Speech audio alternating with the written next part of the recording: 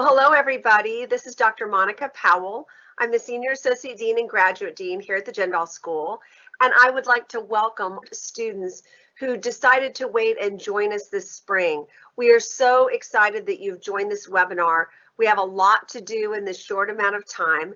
We're also going to introduce you to the course modalities that are available in the spring so that you understand the differences between the types of courses that you can register for. And then, of course, we're going to talk about registration. Sometimes that can be a little bit foreign if you haven't been in school for a while. So let's talk about the course modality options that you have for your spring 2021 course schedule. So for all of you that deferred your enrollment, these options are going to be brand new to you. You've probably never heard of universities offering this many options for a student. But if you look at the chart that's on the screen, you're going to see the options across the top. Those are the category labels on the top of each column. So as a student, when you are looking at the course schedule and course lookup to decide what you want to take, you're going to be able to see which of the 5 course modalities a particular course is being offered in. So let's go over what those 5 modalities are. So the first one is traditional face-to-face. That means you're choosing to come be in class, on campus, with a faculty member in a socially distant classroom. So the faculty member will have on a face mask, you'll have on a face mask, you'll be 6 feet from the people that are in the classroom with you. So that's traditional face-to-face. The second option that students have is something that we call in the academic world hybrid learning, or sometimes it's referred to as blended. And what that means is that you rotate between being face-to-face in the classroom and having your classes online. So you might have one week that you're face-to-face in the room, and the next week class is going to be streamed to you and the professor will be in their office. So that's a little bit of a different version of face-to-face. The third face-to-face option is something that we call high flex or flexible. And what this means is that the class is broken up into groups of students who rotate in to be in the classroom, and then the rest of the time they're not in the classroom. So you might be divided in half and come in every other class session. You might be divided into thirds and come in every third class session. So basically the first 3 columns represent face-to-face options for students. So if you are a student that will require a face-to-face class, maybe for immigration purposes, then you will want to take classes that have one of these 3 course modalities. So what's the fourth one? The fourth one is what we call remote modality. And what that means is that your class, if it's scheduled on Thursday at 1 o'clock, that class is taking place Thursday at 1 o'clock, but your faculty member is teaching it remotely. They might be in their home office, they might be in their campus office, they could be anywhere delivering that instruction to you, but that class is taking place at the regularly scheduled class time. The last modality is fully online. This means that your course has a section number that includes a W. So you want to know that that particular online option is fully online, always online, and totally asynchronous, meaning that that class is not happening at any particular scheduled time. When you go to look at these options, even if you choose a face-to-face, or you choose a hybrid, or you choose a high flex, or you choose a remote, any of those first 4 columns on the chart on the screen, you could choose to attend any of those classes asynchronously. So let's say, for example, you suddenly have a situation where you're caring for a child that has COVID or an elderly parent that has COVID, and you were signed up for a face-to-face class. You could choose to attend that class asynchronously. You can attend any of the course modalities asynchronously. You just need to make sure that you are in touch with your faculty member with regard to attending asynchronously. All of those courses will be streamed, so if you're not in the classroom, you can get them live, but they will be recorded so that you can get them at a time that is more convenient depending upon what's going on in your life. So again, let's review. There are 5 different course modalities. 3 of them are face-to-face. That's traditional, hybrid, or high flex. Remote is happening where the faculty member is teaching remotely to wherever you are, and then online is fully online and always asynchronous. Now, is this simple? No. Is it complicated? Yes. Are you going to have a lot of questions about it? Yes. And we are going to address all of the questions that you have in this webinar. And we're going to encourage you to put those questions in the chat so that myself and Karina Cantua can really answer those questions. We don't want there to be any confusion for any of our students that are coming to campus or participating in learning for the first time. We want it to be really clear so that you kind of know what you're signing up for. So how do you do that? We're going to move on to the next part that's really hosted by Karina Cantua, and she's going to go over, how does course registration work? Where do you find information about course descriptions? How can you identify whether a class is one of these 5 modalities? How will you know that when you're signing up? So let's move on to the next section and bring Karina on board to address those registration questions. Thank you, Dr. Powell. Welcome, everyone. I'm happy that you're able to join us today. I want to take a little bit of time to provide information and reminders about what you need to keep in mind each semester as you prepare for registration. My number 1 recommendation for a successful registration is preparation. So we want to make sure that we get started with that today. Now, the first item that we want to cover is the academic calendar. So this is available to you every semester, and it outlines important deadlines that you have to keep in mind, including the window of registration, last day to add coursework, the first and last days of class, as well as detailed payment information on page 2. And on this slide, page 2 is actually on the right-hand side of your screen.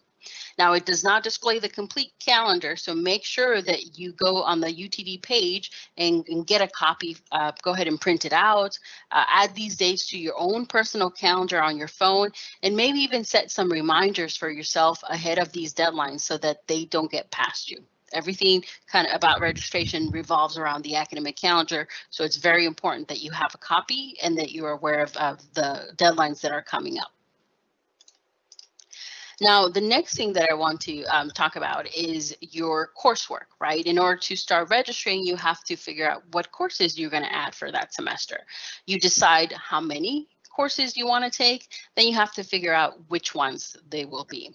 So for that, you have to be available of your degree requirements. I always like to remind students that the degree requirements come from the graduate catalog, which you can access via the link on this slide. It's a pretty short link. It's catalog.utdallas.edu. Please take some time to look through it if you haven't already. Keep it handy as a resource. You don't have to memorize it, but do get comfortable with the information in it, especially with the information regarding the courses that you need to be able to earn your degree. Now, because we're talking about the catalog, I always want to also mention the required GPA. To be able to continue in the program, you have to keep a minimum GPA in your of 3.0 in your degree program, your core, and your overall. So that you have to be mindful of doing well in your classes and keeping an eye on that GPA, because if it does fall below that 3.0, it may ultimately mean that you're not able to continue in the program and you may not be able to earn your degree. Now, getting back to how you choose your courses, another item that you can find useful in determining what classes you need is a tool that we prepare in our office and that we call the Degree Plan Worksheet. We take the information from the catalog regarding the courses that you need for your degree and we place them in which I think is a very easy to read PDF spreadsheet that then helps you kind of figure out what courses you've already satisfied and what courses you still need to complete, so that also kind of gives you an indication of what courses you need to make sure that you're enrolling in the upcoming semester. The last item I want to mention is that your program director and their team, they also put a lot of information to get together that they either email out to you or that they present at events and webinars. And it includes details on the recommendation on courses. So please take advantage of that type of information. The program director, the faculty that they work with, they're the experts in the field that you're studying in. And so their insight is so useful in helping you make the most of your degree. So be mindful of the information that they provide as well. So now, when it comes to registration, your registration is actually going to happen within the Orion Student Center. So we definitely want to go ahead and take a look at that. As you know, you log into the Orion Student Center via Galaxy using your NetID and password. The main UTD page will contain the link. So utdallas.edu, at the very top of the page, you will see the link to Galaxy, which then gives you Orion Student Center. I did want to remind you that if you ever have any logging issues because of your NetID or password, or just something doesn't work, you can always reach out to the computer help desk, also known as the OIT help desk. They'll be the ones to kind of help you troubleshoot. I put the link on the slide, but you don't necessarily have to remember it. Whenever you go to the page to log in, there will always be right below it, as it shows on the bottom of this slide, is a link where you can click and get access to the help desk. So contact the help desk. It's going to be accessible to you right there. So now, once you go into the Orion Student Center, you will see these tiles, right? There's a lot of information, even beyond what we're going to cover about registration, that you would have accessible within the Orion Student Center. Now, Manage My Classes is the main tile that we use, where you're going to find a lot of the information that you need for registration. But before we jump and look at what the content of Manage My Classes, I actually want to look at a tile that's labeled Tasks. So to stay connected with you and to keep you informed on required tasks that you have to complete, we utilize to-do lists and holds, which are the items that you can essentially find within this tile. Holds are going to be placed in your account if there are any actions that you have to take before being allowed to move forward in your program.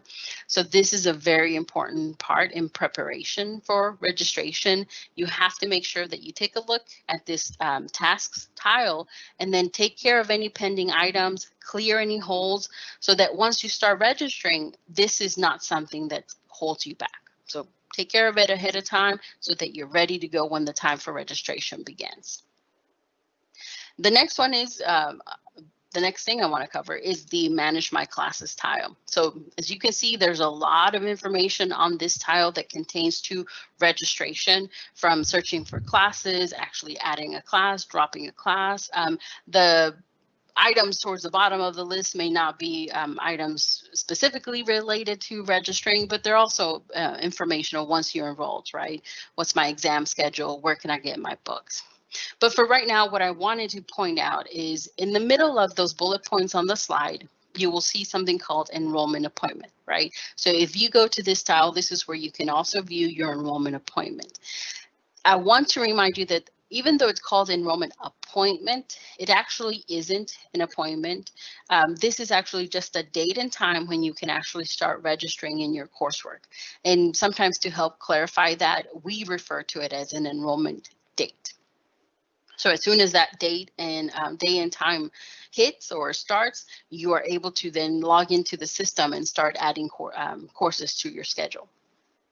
Of course, you do not wait until that day and time to start planning for it. So even though your day and time is not until a few weeks from now, you can start today, start planning. Once the schedule goes live, start planning what courses you want to take, put them in your shopping cart, get it ready to go. So then as soon as your enrollment day and time hits, all you have to do is just say, finish enrolling. That's going to make it easier and more likely that you get more of the type of schedule that you want to get, instead of starting to plan right when your enrollment day and time hits.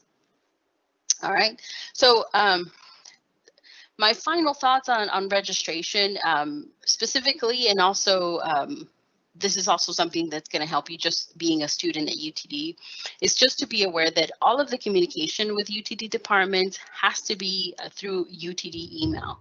So please make sure that it is up and running, that you can log in and check your email, and then make sure to work with the computer help desk if it's not working, and make sure that you're checking it on a regular basis, because not only is it going to be a tool for you to reach out to us, but it's also an important tool for us to reach out to you. Sometimes we need to give you information, ask a question, be proactive about something and that we're emailing you about. So it's good that you check it on a regular basis, and that you keep a communication going with us through your UTD email.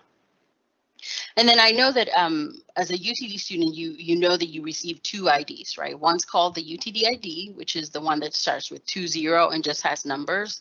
And then the other one's called the net ID, which is essentially your initials followed by some numbers.